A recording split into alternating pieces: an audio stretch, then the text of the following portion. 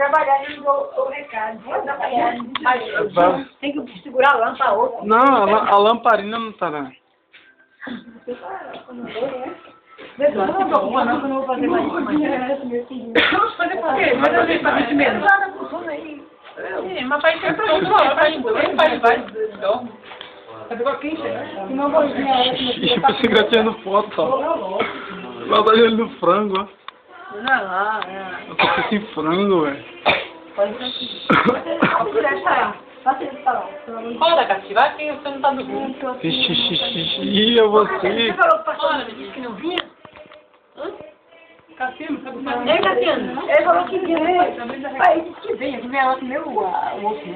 Não, a gente fecha assim, A gente come tudo não, né? Não, não chegou não. Ah, mulher brava. Cadê, pai? Bora, pai. Vai, mas ela vai muito dormir. Eu tô me errado. Vocês gostam de conversar, viu, velho? Papai ele. Ah, vai dar luz aí. Uma já pagou uma. Vai acabar. Logo mais. E ainda tirando foto, rapaz. Calma. Sim, eu queria fazer Você fica filmando, minha filha. Você não é mais velho, tem que chamar o Manuel. Vai, o cara tá passando, bota ele com a mão agora. Bora, pra comer. Bora, Bora. Ai, que pena, meu. Amado, velho. Tá bom, isso aí. E o novo Senhor Jesus, Não, eu tô falando da Amém. verdade. não, Senhor, por causa de comida.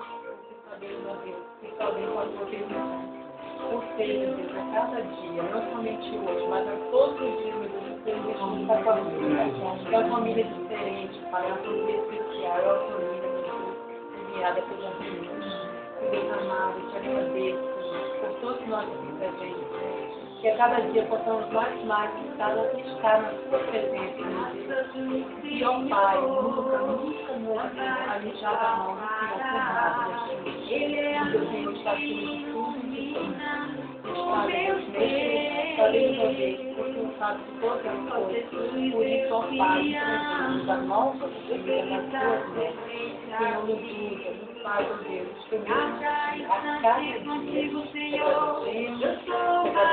coração, pelo Deus maravilhoso que libera a nossa vida. Seja conosco, que a cada dia a gente possa mais e mais ter comida da comida fácil, ter feliz, e comer do bom e do melhor que a gente vê, para desfrutar o melhor.